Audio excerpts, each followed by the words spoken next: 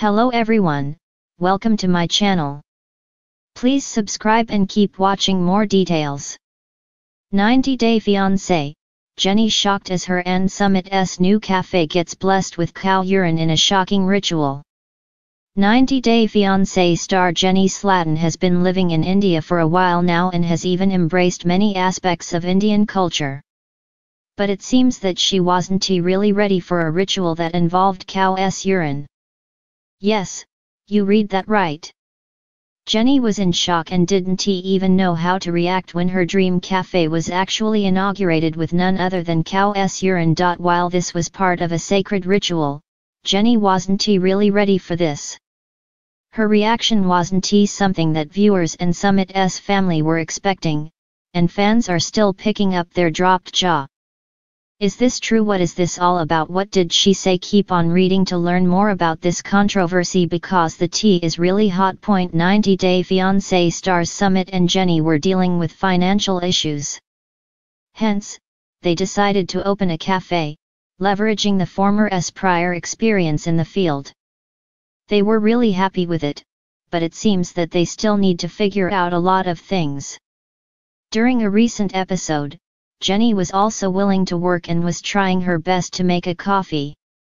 But her customer was waiting for her. She told the latter that she was new, struggling with the coffee machine. The customer clearly waited for a long time and soon left the counter without even taking his order. Summit told Jenny that she would have to make things better. This didn't sit well with Jenny, and she was quick to clap back. She made it clear that she was trying her best. Hence, it is evident that these two are struggling to make their cafe work. 90-Day Fiancé star Summit has finally opened his cafe, and he is doing everything in the traditional way. He told the cameras that several priests were going to come and bless their cafe. But here comes the most shocking part. Summit revealed that the priests were spraying some holy water that was actually mixed with cow urine. This is when Jenny even doubted her ears. Jenny wondered if Summit actually said cow urine or not. However, the latter openly admitted that Slatin heard it right. He explained how cow urine was actually considered very religious and pure in his culture. He told Jenny, the cow is a holy animal above anyone, even like gods. Summit further noted that the cow is worshipped in India because it is like a mother to them, and she even gives them milk. But all of this wasn't really enough for Jenny to accept it. She noted that throwing cow urine while someone is cooking wouldn't be something that Americans would ever do in their lives. However, this didn't make Summit flinch even for a second. He straight away noted that Americans use holy water, and they use cow urine. What do you think? Do let us know in the comments section. Keep coming back to for more updates. When Jenny Slatin and Summit Singh first dreamed of opening a small cafe in their neighborhood just outside Delhi, they imagined chai steam drifting into the air, customers chatting beneath the shade of neem trees, and a warm sense of community pulsing through every corner. What they didn't expect was to have their shiny new business baptized in a ritual that would leave Jenny speechless, baffled, and according to her a little traumatized. Their road to the cafe had not been easy. Fans watched as Jenny relocated from California to India after a long, drama-filled romance and cultural collision. Though their marriage had finally stabilized, financial pressure loomed. Summit often talked about blending their strengths, Jenny's warmth and Summit's cooking, into a business that could support them. A cafe seemed like the perfect solution. After months of planning, painting, tasting, and arguing over everything from tables to teacups, Sweet Soul Cafe was ready to open. The name reflected Jenny's optimism, a new start, a hopeful venture, a place to build something together. Little did she know that the grand opening would deliver a cultural education unlike anything she'd experienced in her previous visits to India. On opening morning, Jenny woke early, smoothing her hair and donning a bright kurta Summit had chosen for her. The cafe smelled of cardamom pastries and fresh coffee. Sunlight washed across the entrance, where garlands of marigolds swayed slightly in the breeze. It was picturesque. Perfect. Then Summit's mother, Sana, arrived. Sana hadn't exactly been supportive of their relationship in the past.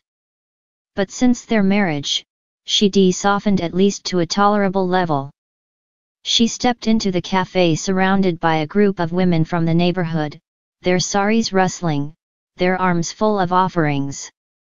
Jenny was relieved, thinking the ceremony would involve incense and chanting. A peaceful, spiritual blessing. She could handle that. But everything shifted when one of the women entered carrying a brass pot decorated with flowers and red thread. At first, Jenny didn't understand why the crowd grew excited. She thought it might hold holy water. But when the pot was set down and uncovered, the truth became evident fast. Cow urine. Jenny blinked hard. Maybe she misunderstood. Maybe it was a mistranslation. She whispered to Summit, "You're kidding, right?" He winced and shook his head.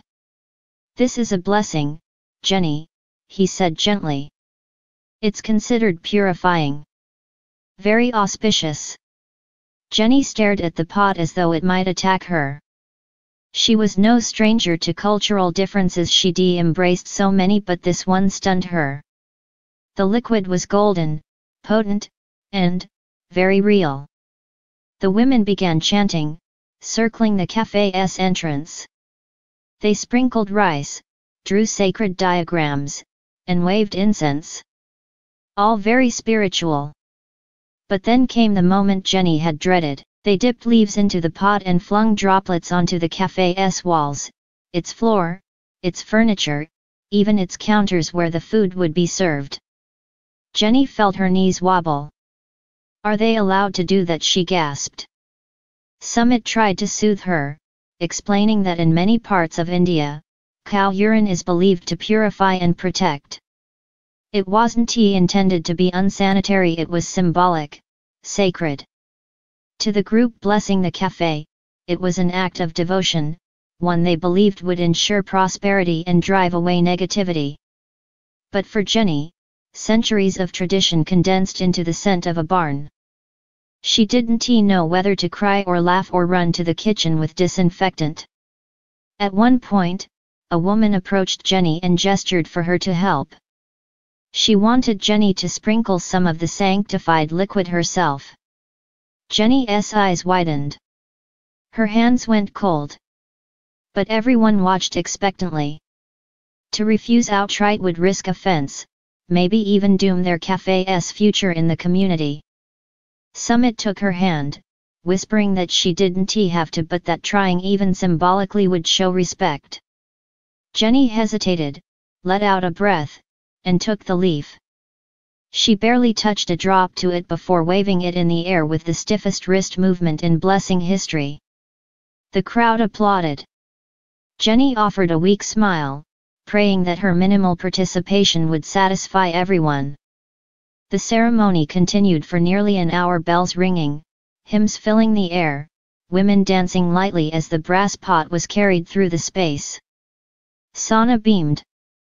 In her eyes, this blessing not only protected the business, it symbolized their family's acceptance of Summit's unconventional marriage. It was more than a ritual, it was a statement. When the chanting finally faded and the guests dispersed, Jenny stood in the now quiet cafe, still processing. She turned to Summit with a sigh. "So, cow urine really?" He tried not to laugh. "Yes. But only the purest." Even in shock, Jenny couldn't help but chuckle. Of course, the blessing sparked tension. Jenny insisted they disinfect every surface. Summit tried to explain that cleaning might insult the blessing, but in the end, compromise reigned. They quietly sanitized after hours, thanking the ritual publicly while ensuring hygiene privately.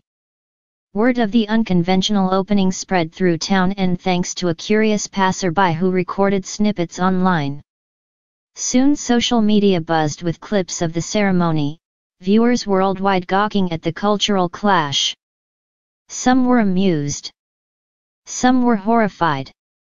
Others, especially those familiar with ancient Indian customs, applauded the ritual. Fans of 90 Day Fiancé weighed in immediately. Some said Jennie was a trooper for participating, however reluctantly. Others joked that she'd earned a badge of courage. A few claimed that the bizarre moment made them love her even more, a foreigner embracing traditions she didn't always understand but tried to accept anyway. In the weeks that followed, the cafe flourished. Neighbors felt comforted knowing it had been blessed. Word spread that Sweet Soul Cafe had divine protection. Customers arrived in droves, curious foreigners, friendly locals, and even tourists who'd heard the story and wanted to see where the cow urine blessing took place. Summit proudly flipped paradats and poured chai. Jennie greeted guests, her laughter returning, her initial shock slowly transforming into a favorite story to tell. The blessing became part of the cafe's identity, not a stain, but a symbol. A testament to blending worlds. The moment Jennie crossed from hesitant visitor to full participant in her adopted culture. And though she still wrinkled her nose when she recalled the scent of that brass pot, she carried a quiet pride. She hadn't just opened a business, she'd been embraced by a tradition older than she could fathom. It wasn't the grand opening she imagined. It was something wilder, stranger, and more beautiful. In its own sacred way, it was perfect.